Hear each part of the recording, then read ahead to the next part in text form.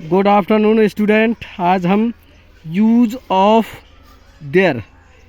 There का प्रयोग सीखेंगे और ये हमारे लिए बहुत ही महत्वपूर्ण है, चाहे हम हाई स्कूल की क्लासेस में हों, चाहे इंटरमीडिएट की क्लासेस में हों, या कोई हम घरेलू मान लीजिए महिलाएं हैं जिनके बच्चे हैं हाई स्कूल, इंटरमीडिएट या 6 से 12 तक कोई भी बच्चा है, और कोई भी मान लीजिए प्रोफेशनल व्यक्ति है या कोई इंग्लिश स्पीकिंग सीखना चाह रहा है, तो देयर का यूज़ उसके लिए बहुत ही इम्पोर्टेंट है।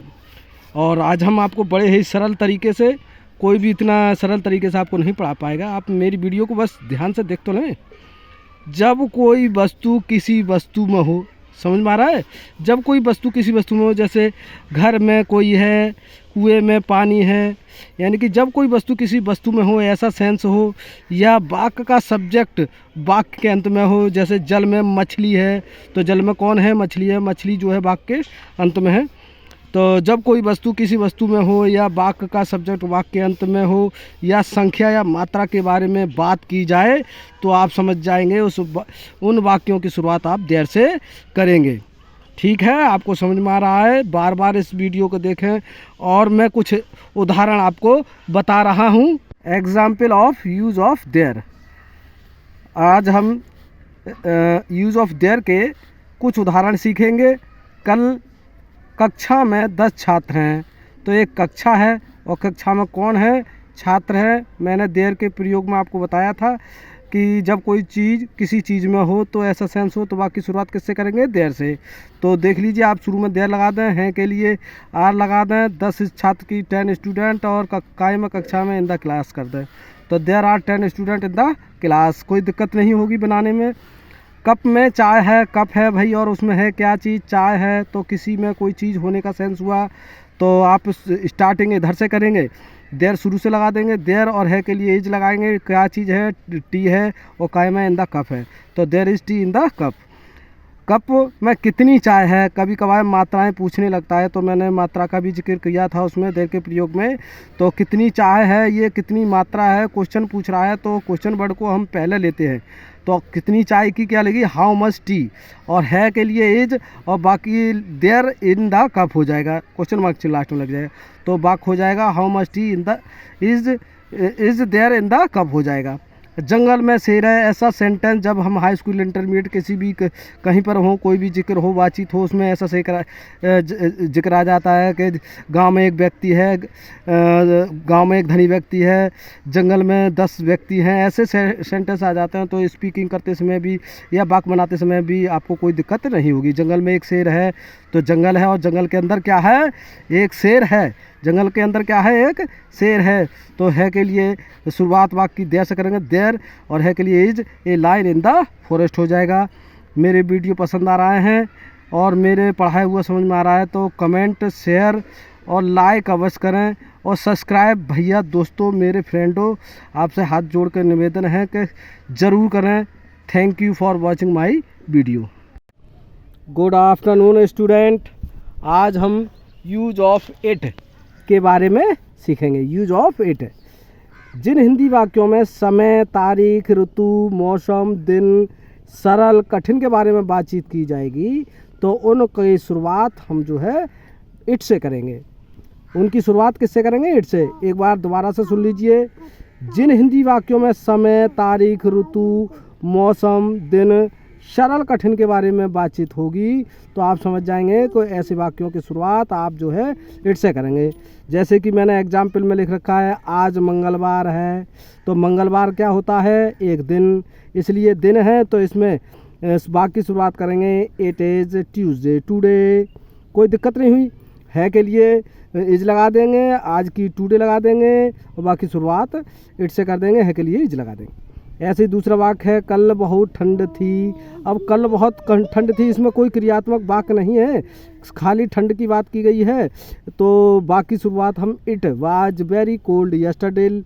ऐसे ही निबंध लिखना सरल है। अब सरल शब्द आ गया, मैंने बताया था सरल और कठिन के भी बारे में बातचीत होगी, तो अब वाक्य की शुरुआत इधर से करेंगे, इट लगाएंगे, है के लिए एज लगाएंगे, सरल की इजी लगाएंगे, लिखना की टू राइट लिखेंगे, निबंध की एन ऐसे लिखेंगे, तो it is easy to write N ऐसे। समझ में आ रहा है तो आगे भी 2-4 एग्जाम्पल और समझा रहा हूँ। जैसे बच्चों को पढ़ाना कठिन है तो कठिन शब्द का यूज हुआ है, बच्चों को पढ़ाना है शब्द आया है, तो वाक्य में कठिन सरल की बात हुई है तो बाकी शुरुआत इट इज़ डिफ़िकल्ट, इधर से स्टार्ट करते हैं। इट इज़ डिफ़िकल्ट और पढ़ाना की टीच और बच्चों को children, it is difficult to teach children. ऐसे ही बरसात का मौसम था, अब मौसम की बात हुई है तो मौसम को तो it was rainy season.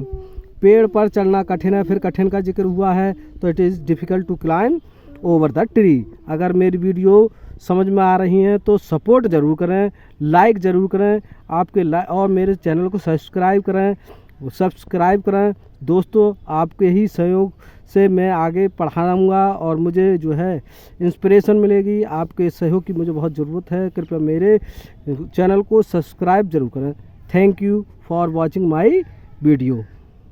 Use of verb to be, इसके अंदर इज़, आर, एम, बाज, बर आता है। अब आज हम इसके ही बारे में सीखेंगे।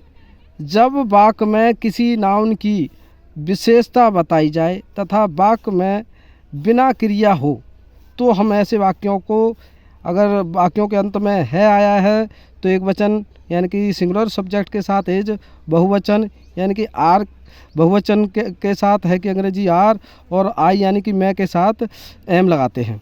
और वाक्य के अंदर अगर था गया है तो एक वचन कर्ता होने पर यानी कि सिंगुलर होने पर बाज, और बहुवचन कर्ता होने पर यानी कि प्लुरल होने पर वर्ब का प्रयोग करते हैं। एक बार सुन लीजिए दोबारा से।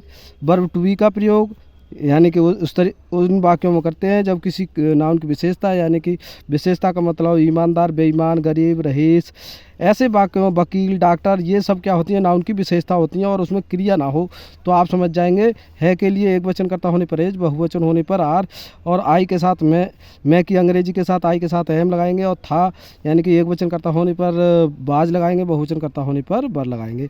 अब मैं आपको कुछ उदाहरण बताने जा रहा हूँ, ध्यान से सुने। Example of verb to be, इसके अंदर एज, आर, एम, बाज, बर आता है।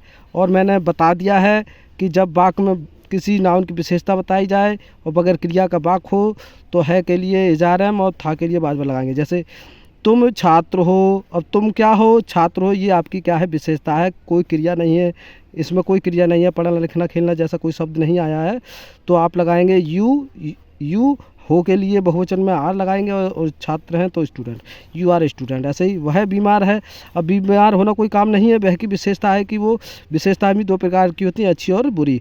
तो वह बीमार है, ये बीमार होना उसकी एक विशेषता हो गई है, तो वह के साथ ही और एक वचन होने पर एज, और बीमार की अंग्रेजी इल, ही इज़ इल।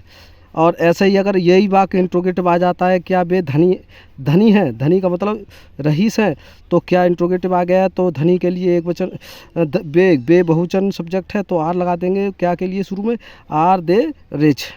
शीला, अब अगला सेंटेंस है, शीला डॉक्टर है। अब डॉक्टर होना शीला की क्या है, विशेषता है, तो विशेषता आ गई है तो है के लिए एजारम लगाएंगे। Sheela as a doctor. अगर वीडियो पसंद आ रही हैं तो हाथ जोड़ के आपसे निवेदन है कि मेरे चैनल को सब्सक्राइब ज़रूर कर दें भाई, और लाइक कर दें, कमेंट कर दें। आपके लिए मैं ऐसे ही मज़ेदार वीडियो और लाता रहूँगा। Thank you for watching my video.